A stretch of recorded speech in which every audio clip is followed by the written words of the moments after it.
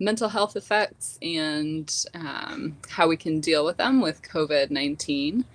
Dr. Bose is a local psychologist and co-owner of Goodman Psychologist Associates in St. Charles, as well as a good friend of mine. So welcome, Dr. Bose. Thank you for being here with us. Great to chat with you, Martha. Good to see you as well. Yes. So I think we all know that mental health has become very critical and important to address during this pandemic for a number of reasons. Primarily, mental health is, it's already an issue for a lot of people. 1 in 5 adults have mental health issues, and 1 in 6 youth, ages 6 to 17. So dealing with mental health diagnoses is and then we add to that the stress, the fear, the anxiety that comes with this new disease that we don't know a lot about. The stress, especially on essential workers and all of those fields, a lot of them who never even signed up to be on the front lines. There's also loss of work for a lot of people, the stress of working from home and what that looks like, depending on family situations, home situations, space, and things like that. Just tension in general of being at home under a stay-at-home order. Absolutely. And being able to do our normal things, our normal routines.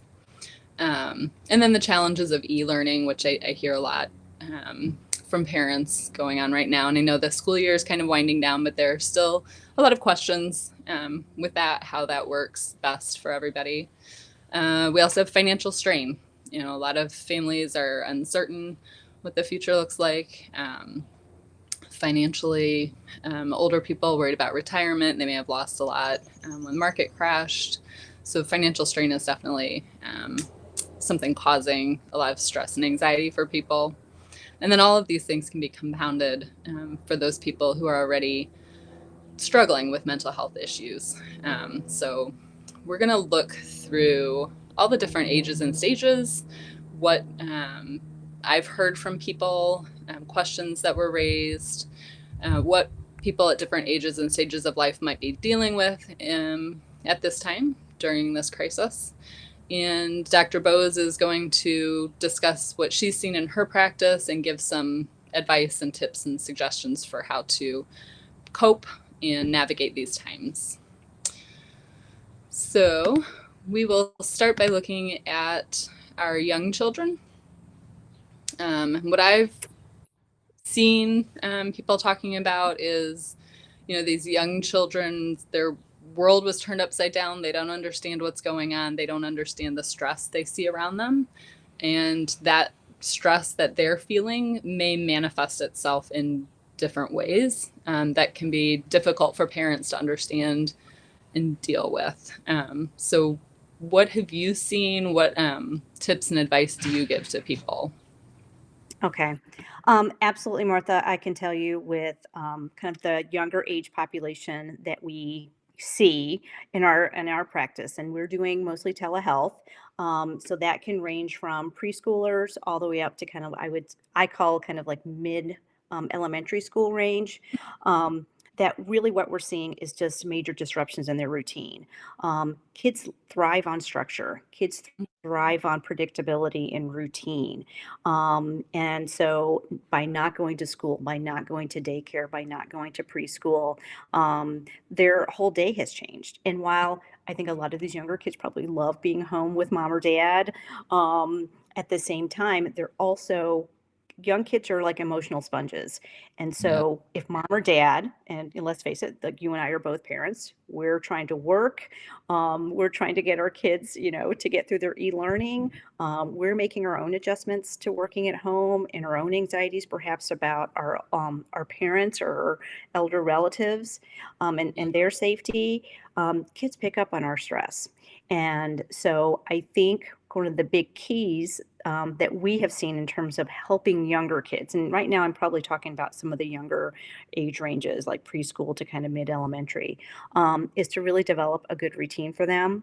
And is really self-care for parents, is to make sure that you if you're getting stressed, if you're getting frustrated, to give yourself a break. 5 or 10 minutes in your room does wonders sometimes, and then go back in and address it. And to be honest with your feelings with your kids so you can name it for them. Kids pick up stuff. And if you name it and say, mom's feeling stressed or dad's just feeling kind of crabby because I have a lot to do. But, and then you tell them, this is what I've done to kind of make myself feel better. So now we can go and we can, here's our routine for the day. And if you're a parent who's also working from home and yet you're trying to create a schedule, you need to include breaks where part of your day is doing your own work, and then the kids have perhaps a craft to do, or they have some outside time, perhaps with the other parent. Things where you're managing your stress, but you're also labeling things for younger kids, helping them understand what their feelings might be, and creating as much of a structure. And I'm saying that, Mhm. for us to also be realistic. There's no way any of us can replicate a school environment in our homes. And we shouldn't have those, we should not have those expectations of ourselves. Mhm. Um, but having like a visual, something that looks like a clock that says, here's morning routine time, here's some work time, here's coloring time, here's, kind of like a playtime recess time. Um, also kind of a creative time where kids are allowed to kind of do some free play. And really, I think trying to make sure that we're getting them outside, keeping their body active, and giving them as much predictability as we can, but also labeling their feelings for them and labeling our own feelings and telling them how Mhm. we're trying to work through it. Absolutely. I have found the routine is very helpful for all of us. Yes. I was seeing in the early days a lot of people talking about, staying in their pajamas and this and that. And Right. I, Right. I love my routine. So for me, getting up and showering and getting dressed and keeping that sense of normalcy, I know that helps Right. me. So I can imagine that would definitely be helpful for children as well. And you'll hear me say that throughout all the ages that we're talking about, Martha. Just what the routine looks like is really different. The key is, as much as you can, sticking to a daily routine, sticking to, even if it's a pretty broad schedule, but something that, gives you a sense of predictability. Yep, absolutely. All right, so moving on up to school age children. So these are I know you were addressing up through about middle elementary, so this might Right. be including a little bit of that lower elementary. The kids that are used to the school routine, missing their friends, their teachers, they kind of understand what's going on, but not really. So there Right. might be some frustration with that, sitting on that edge of understanding of what's happening in the world. And then added in here even more is that stress and strain of the e-learning, um, Correct. as well as a little bit of boredom. We know that kids in general, before all of this, there was a lot of talk about these kids being overscheduled. They were in so many sports, so many, Right. activities with music lessons and everything else. And we've gone from that to very little. So there might be some struggles with what do we do with this extra time? How are we productive? What do we do? Especially looking towards the summer and not knowing, our summer camp's going to happen. And then Correct. should we be doing something to be prepared for school in the fall? What are we doing with all this time? Correct. I will tell you, just like I was saying before, the routine and the predictability, the schedule is so super important. Even for our school age kids, and I would kind of extend that from mid elementary through kind of like mid middle school. Um, Mm-hmm. the biggest thing that we're hearing about is the e-learning. And I think what's so hard is that it really varies across districts and it varies across teachers. And I understand, honestly, right now, I feel like our teachers should be paid like six figures every single month, because I am very grateful for what they do for a living. Um, Mm-hmm. but we're putting an enormous amount of stress on these children to learn at the same rate as they would have been if they were getting in-person instruction.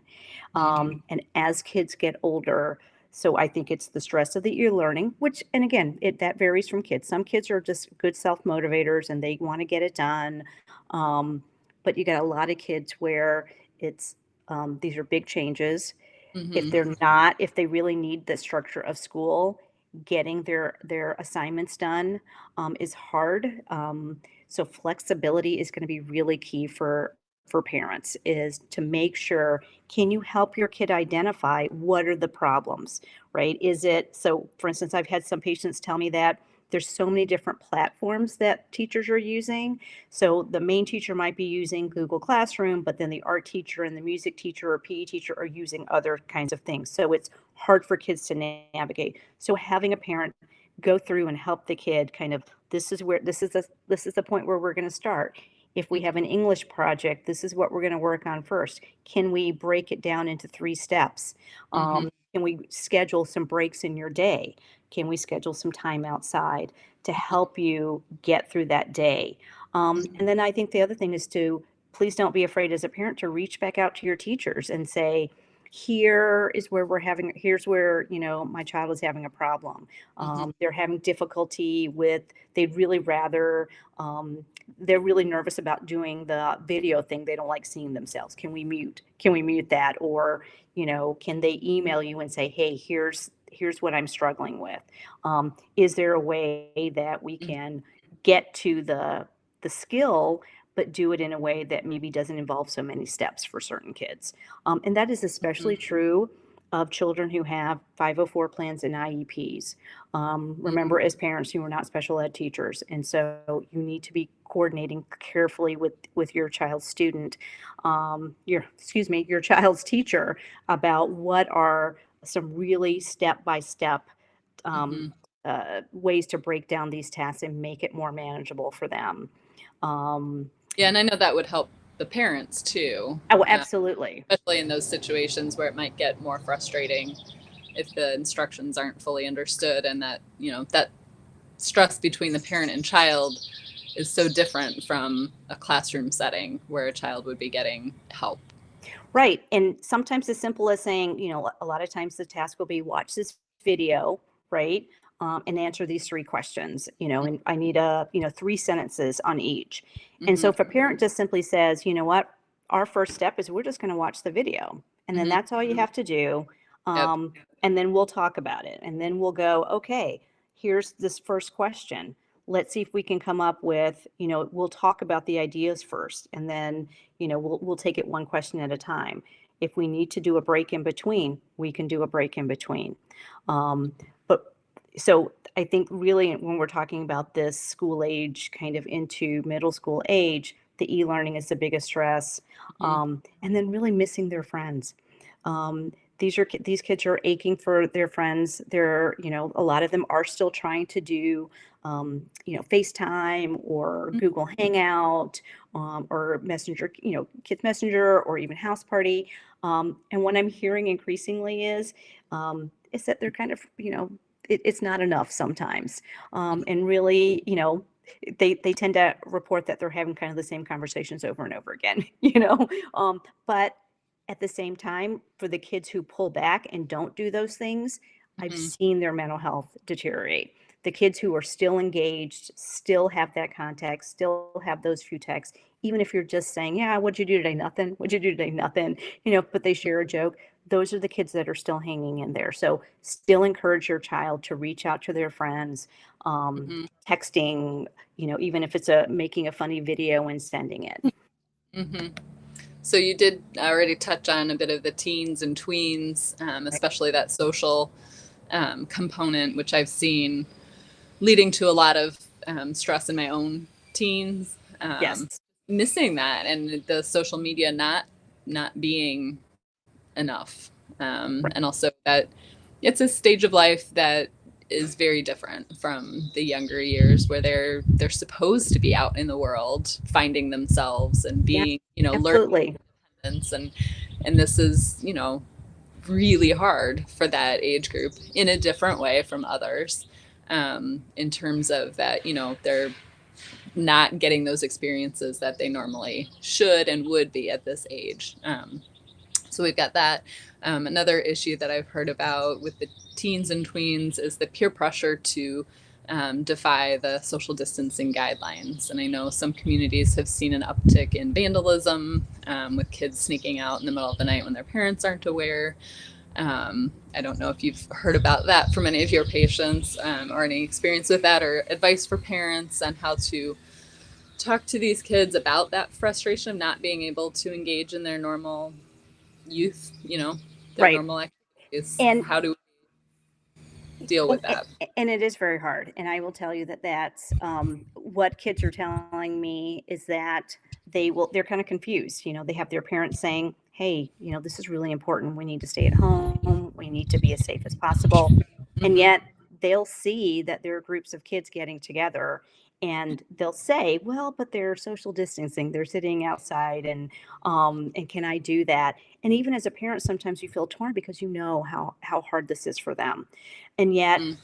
I feel like I get more success, not necessarily, and I'm really kind of really more talking about our teens and kind of like younger adults, of really just talking to them about, what their values are and what are how would this play out?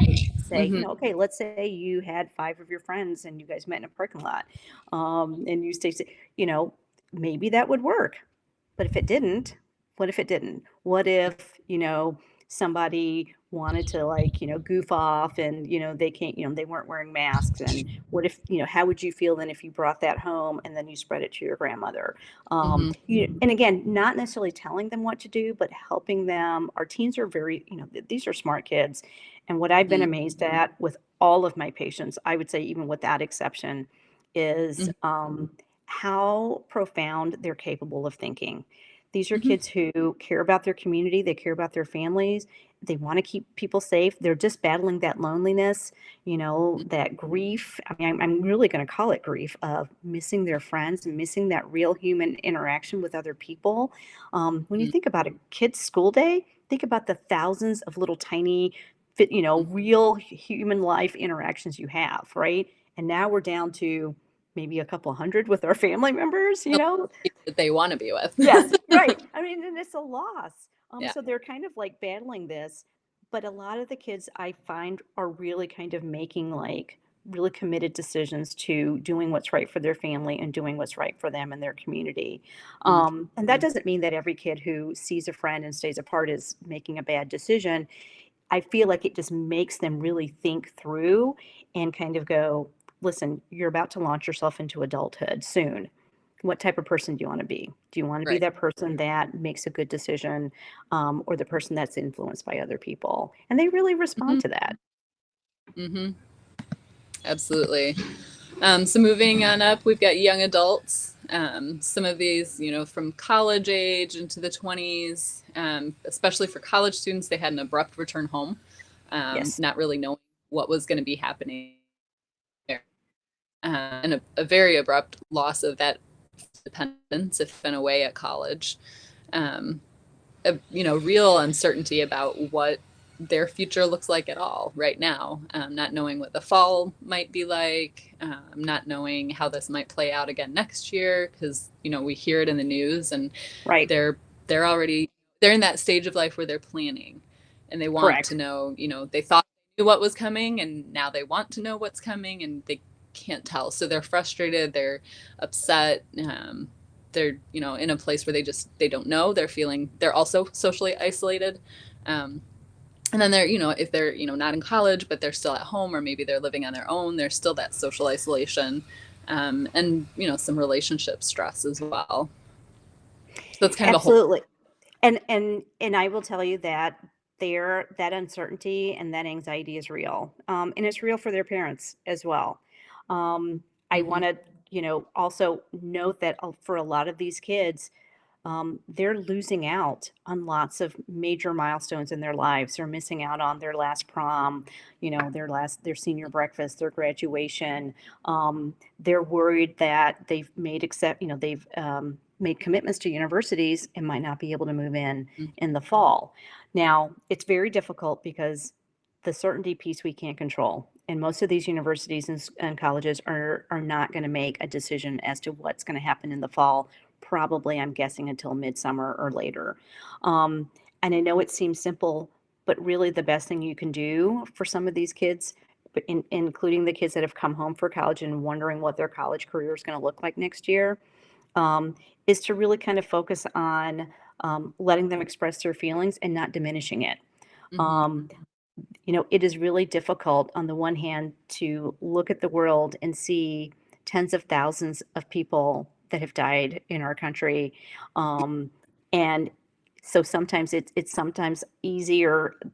The instinct is maybe to kind of say, hey, things aren't so bad, you can do it, and kind of do the cheerleading piece.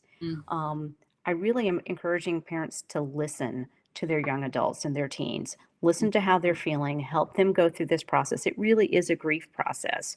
And Hmm. you can't shove grief aside and you can't put a smiley face on it. You Right. have to feel it, you have to experience it, and then you kind of lead them towards, so what can you do right now? So right now you can continue to keep in touch with your friends.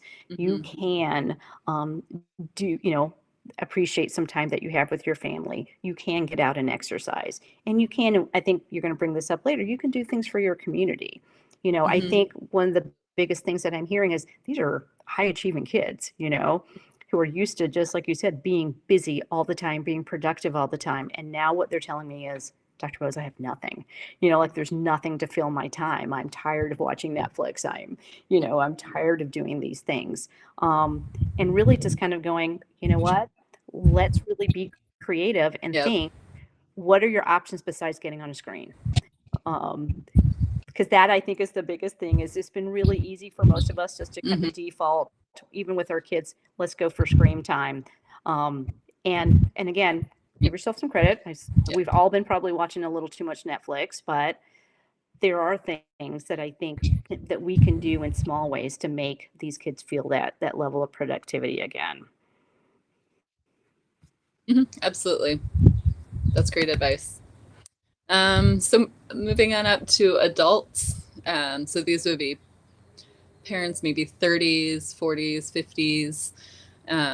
There's, the obvious tension of being at home, the tension of being either losing a job or changing to working at home and what that looks like. Parenting. I was thinking too, especially about parents with very young children, parents with babies, even. There's a Yes, real need for community at that stage of life, and that's been, ripped apart right now for those people. absolutely. I just remember the days when, the kids were babies and they'd be crying and making me crazy. And I just so look Yes, forward to play groups so I could talk to other moms. yes, Not crazy, right? right. Absolutely, absolutely. That's one stage I was thinking about, especially in terms of adults. But then there's all this financial stress, concern about the economy. And these are people who are definitely tapped into the news and what's going on. So there's the added stress and anxiety about what's happening in our culture and our society around all of this, and how it's become even more polarizing, if that's possible. And how Right. are how are adults looking at all of this, coping with this? What are some suggestions and ideas? um, Well, I think we're definitely seeing a lot of anxiety, right? A lot of anxiety, and in some cases, some hopelessness. mhm, Um, Now, anyone who's got some underlying anxiety, depression, particularly in our adult population, we are seeing things escalate. mhm, Now, I think one of the things that we are emphasizing, if you already do have an underlying, whether it's treated or untreated, some anxiety or depression, we really mhm, focus a lot on self care, getting help, reaching out and getting as much support as you can, whether that's talking with a therapist, whether that's talking with someone, a leader in your church, or whether it's setting up a Zoom meeting with some of your friends, and doing like a happy hour or something. Just like with the kids, we as adults, we're missing our social support. mhm, And even if we feel like um, you know, uh, we're overwhelmed, or that we just can't, we don't have anything to say, reach out to your friends, reach out mhm, to your community, reach out to your medical professionals, and ask for help, and just ask for someone to listen to you. mhm, So you take care of yourself first. But then the flip side of that I think has been more empowering for a lot of the adult patients I see, because again, so much of this, all the things you just mentioned, Martha, mhm, a lot of us have no control over. We don't have any control over the economy. Um, mhm, we don't have control. Sometimes, and again, we are hearing people are losing their jobs, people are losing their health insurance, and that's scary. mhm, Which I'm really hopeful really just kind of highlights how much our world needs to change once we do finally get control over this virus. That there are things that we need to do to help our fellow citizens, so that they don't go under when something like this happens. But really talking to them about what is it that you can do. My co-owner and I, we talk about. She actually came up with this idea of, what's some of the best advice we can give our patients. And Mm-hmm. she said, be kind, be kind, be kind. So the first one is be kind to yourself, right?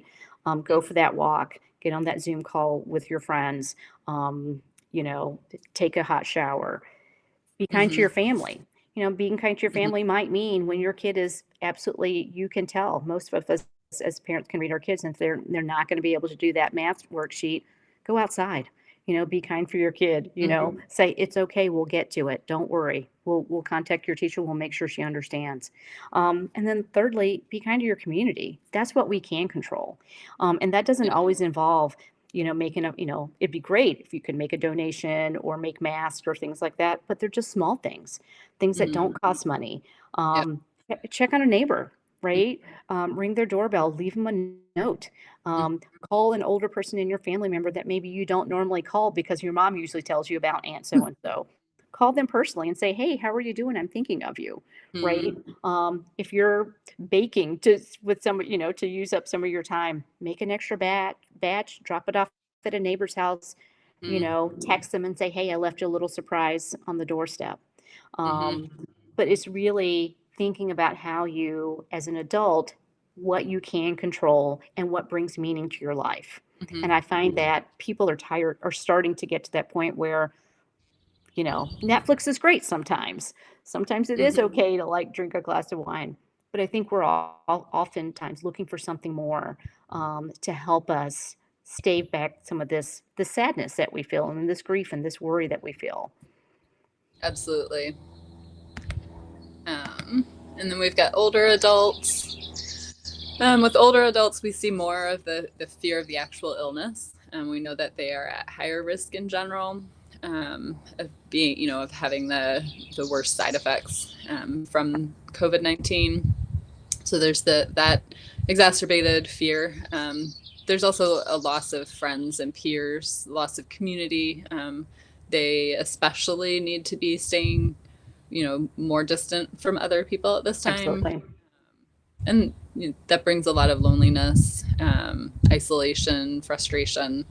Um, and I think there's also, I've seen a lot of older adults that, they want to be independent, so they want to take care of themselves. And Right. so that added tension of, I don't want to ask for help, but Right. I also know that I can't go out and risk my health.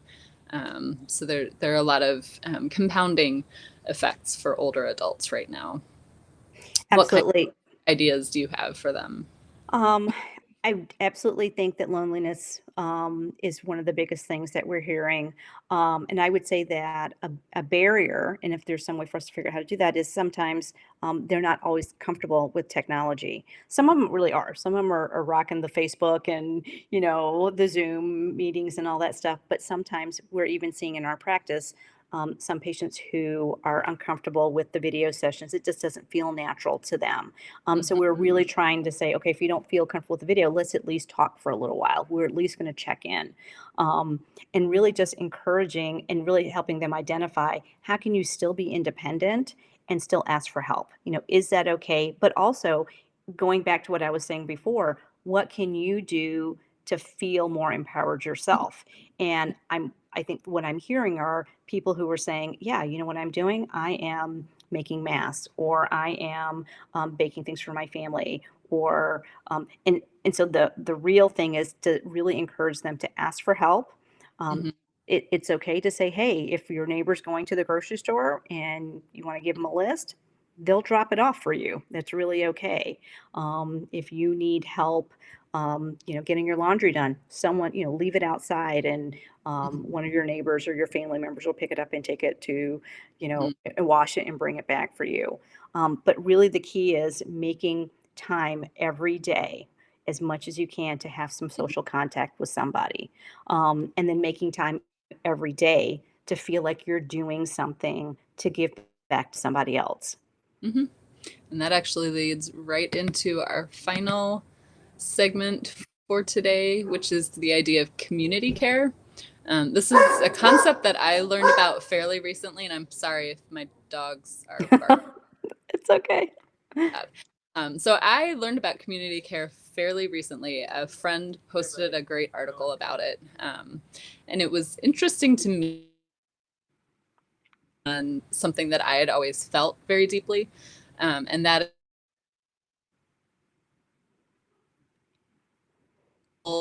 that they should self-care.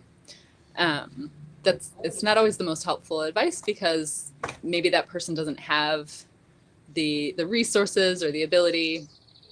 So there's one, kind of maybe problem with that idea, but there's also this idea that in helping others, as you've just talked about, in helping others, we actually help ourselves because we gain that sense of control over the unknown, control over things that we have fear about, because we're actually doing something to change the fear and the negativity and the sadness in the world around us. Um, and I think it's interesting, briefly, but how this pandemic has really hit on a lot of the inequalities, and the disparities in our society.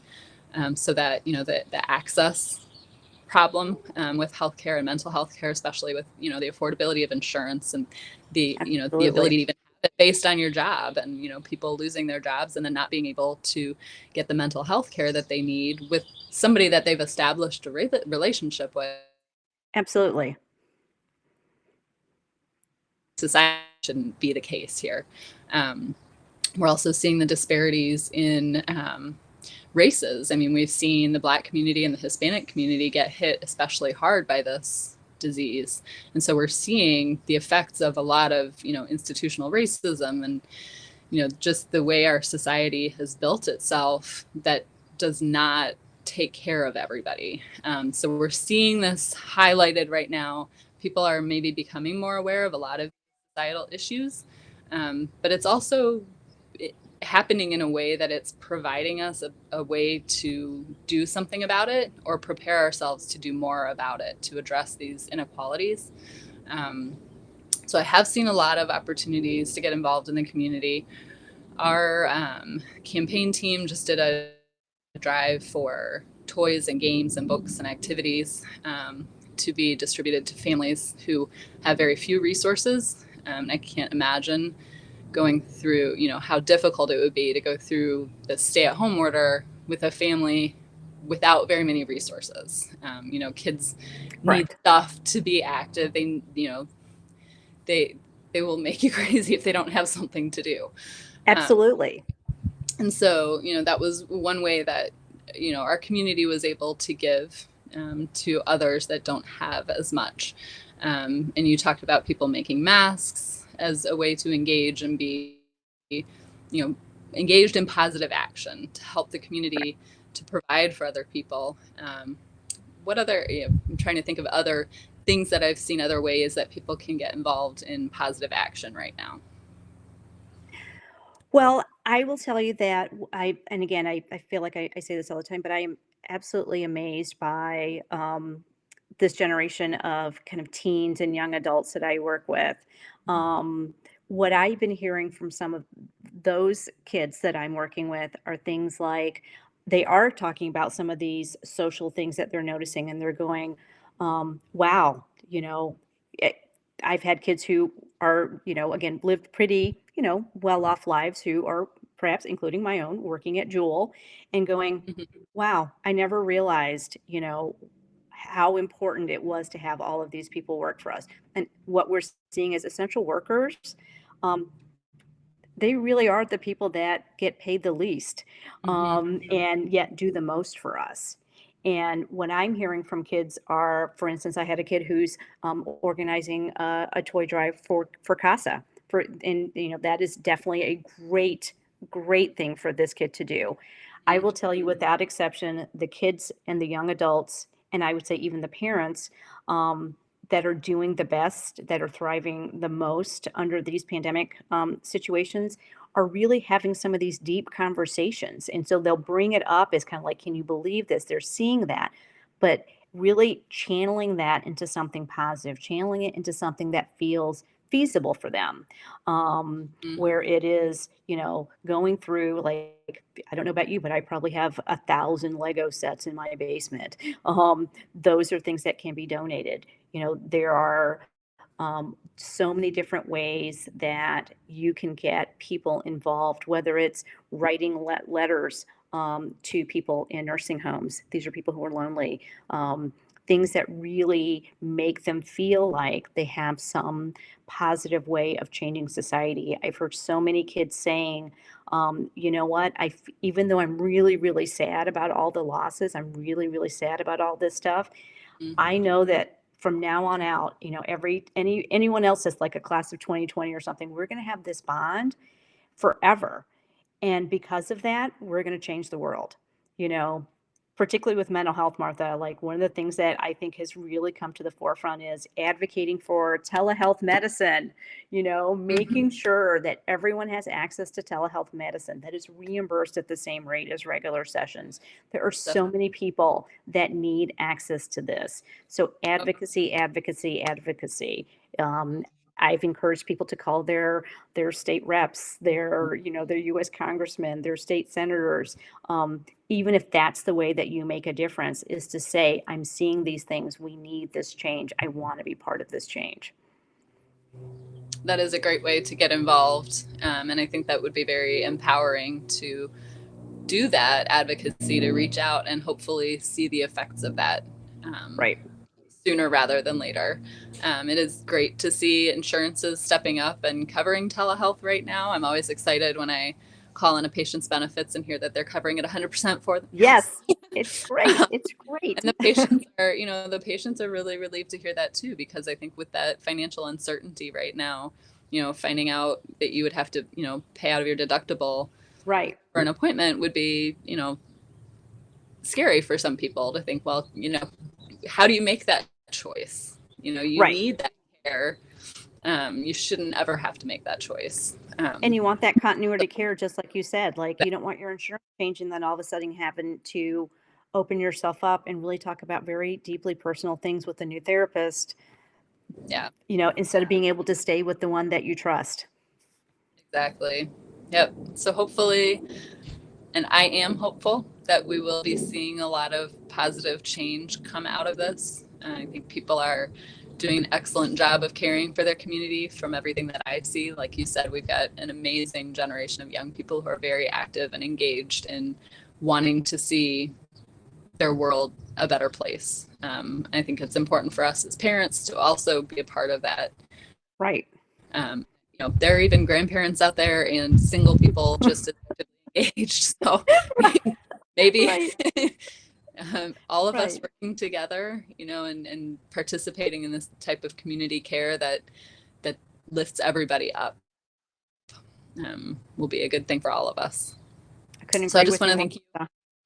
I just want to thank you again for joining me this afternoon, and hopefully everybody got something positive out of this, some helpful advice. I know I appreciate all of your wonderful advice and suggestions.